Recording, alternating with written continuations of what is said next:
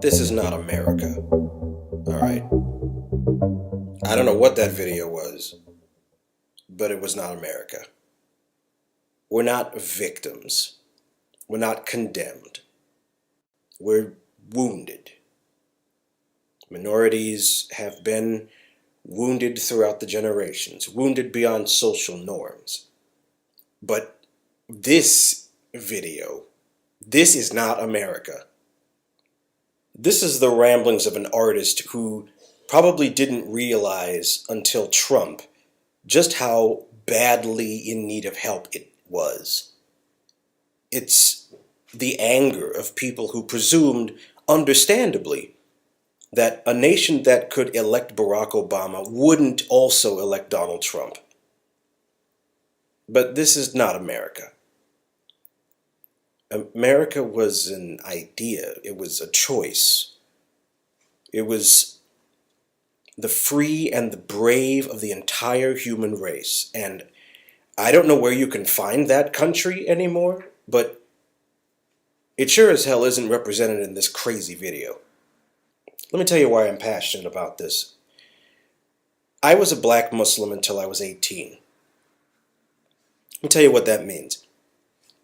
It means I was taught to believe that only the lost and the evil of the world actually die. Let me repeat that. If you're not present and alive on the day of reckoning, you don't go to hell. You don't go to heaven. You just die. That's it. You just rot in the ground. And why? Because apparently white people have done so many awful things to black people that it's important for every man, woman, and child of European origin in this country to die a horrible death whether they're innocent or not. I was taught this. I was taught that the only race that's worth redemption or a second chance of inheriting the earth are the minorities, specifically African Americans. I was taught that white people were, and this is a quote, white people were devils and the skunks of the planet Earth. I was taught this by people I loved and trusted. And they considered it really important that I have self-respect. And so they thought the only way to do that is to demonize hundreds of millions of people. In other words, I guess you could kind of say that my entire childhood was spent learning a religion that was run by 1960s social justice fringe activists. That's really what it was. It was a group who thought it was good to separate, that segregation was only bad because you never can have separate but equal, but the separate part was okay. And that the best way to look at things is to view yourself as a constant victim all the time. Now, of course, there was widespread institutional racism in the country. I understand that. In the 60s, that was everywhere. What I mean to say, though, is that I refuse to go back to that sense of constant victimhood, that constant sense that the deck is just stacked against me and that's it. Listen, this is directly to Donald Glover. You know, I absolutely love his work. I love your work, man. As a comedian, you have some of the best timing of your generation. You know, I'm grateful to see that you're using your skills to make some kind of a message, but if you think I'm going to regress back to that seventh circle of hell from which my family clawed out, just because you want to have a #1 hit song, you have lost your mind. I've got too many people on Facebook trying desperately hard to avoid telling me truthfully what they thought of This Is America. Really what they thought. And it's depressing because you can't be honest about this stuff anymore. I'm almost scared to see Black Panther. Yes, I haven't seen it yet. I know. I'm not woke enough to see it or something. Basically, I'm a little afraid that I'm going to go in there and think it's a B plus movie. I wanted to wait till all the hype and all of the praise and everything washed away, and I just went. I just wanted to go see a film, and that's it. So I might wait maybe another week. I don't know, but at least that one looks like the intent was genuine. I don't know what to make of this video. This is America. You notice I keep calling it a video. I don't call it a song. Because see, if you just listen to the words, he barely talks about an us that's struggling. And that we need to figure out what needs to change in this country. You almost never hear that. It's just like, we gonna blow like yeah. We gonna blow like yeah. I'm so cold like yeah. I'm gonna do this, I'm gonna do that, I'm gonna do my thing. It's like, what the hell is that? What is that? Don't don't call this some kind of a protest song where you're trying to be the next, I don't know, Gil Scott Heron or something. I mean, I don't know what you're trying to do, but you're not him, okay? It's just, I don't know what the deal is, but it is so all over the place with the metaphors. And yeah, it's very clear what the very first graphic image of shooting the person in the back of the head and shooting up the choir. I get that. I understand. And then the police cars all over the place. That's not exactly subtle. And then he starts dancing around in these handful of African dances with his little group in the back. That's fine. But what are you saying? What is America? That stuff is unfair? Yeah, we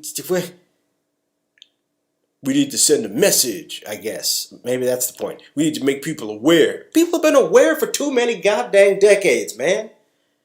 Awareness is great, but what's plan B? What's the next step? What people have been aware between 2008 and 2016. They wanted a minority president. People seem pretty aware. So what happened? I thought we were building awareness. I thought everything was going to be all right. Apparently, too many people don't want things to be all right. At least not for us. So what is this song doing? The lyrics, they don't carry anything.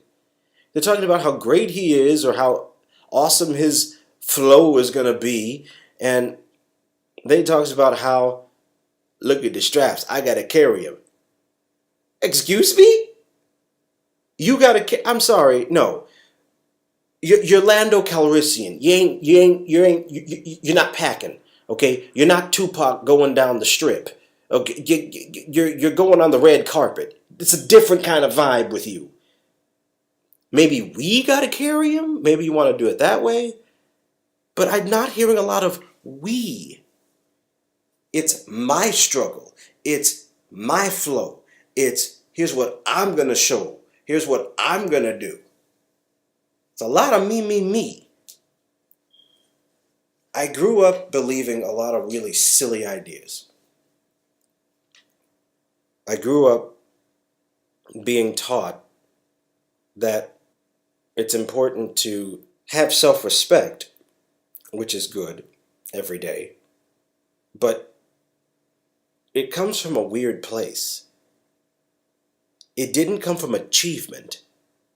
Matter of fact, it almost seemed like my achievements only mattered because they were evidence of something that I was capable of doing despite what people thought of me.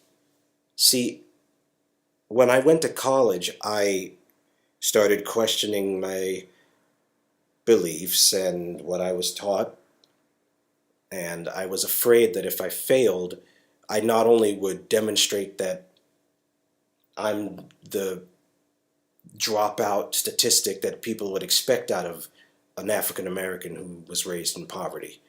So I was scared of that, almost as much as I was afraid of what would happen to me if I ended up back in my old neighborhood with no job prospect, no degree.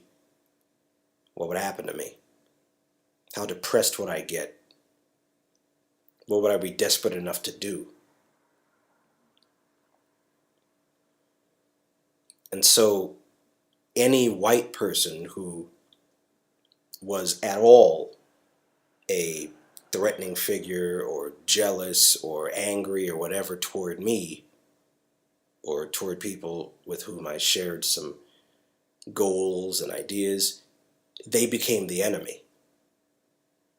All of that anger was encapsulated into every specific individual with a certain color of skin who said anything derogatory toward me.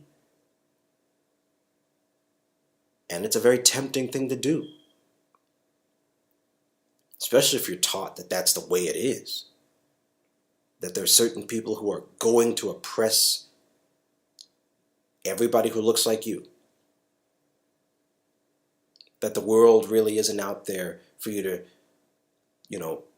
take by the horns and pick yourself up by the bootstraps and all that. I didn't learn that. I learned I needed to be self-sufficient, but I didn't really learn the reason why I should be. What was my value outside of my four walls at home?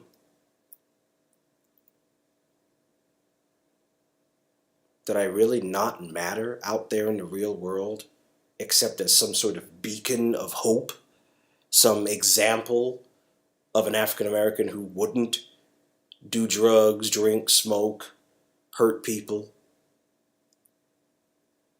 lie, cheat, steal?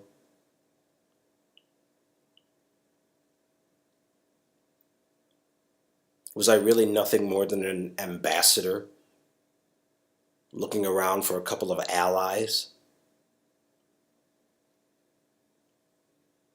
It can warp you. So no, this is not America to me. And it's sad that even now, 18 years or so after those 18 years, I have to look around and see young people learning the exact same garbage, except now it's propagandized in music form. If I wanted to listen to some rap song where people were talking about how awesome they were or how they struggled to keep going, all I had to do was walk outside of my door when I was a kid and listen to people just talking about how bad stuff is. I didn't need to buy 1999 CDs or later on iTunes albums. I didn't have to support people complaining with no solutions. When I was younger, I was taught that getting an education wasn't just something you did to get some job. It was a way out. It was a protection against stupidity and crazy ideologues and demagogues and educated fools, as my mom would often say. So I ask again, Donald, what is this song about?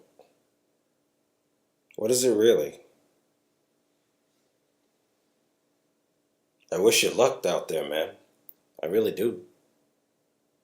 I'll still go out and see Solo. I don't know what the future holds for you, but this ain't America, man. Not for you or me.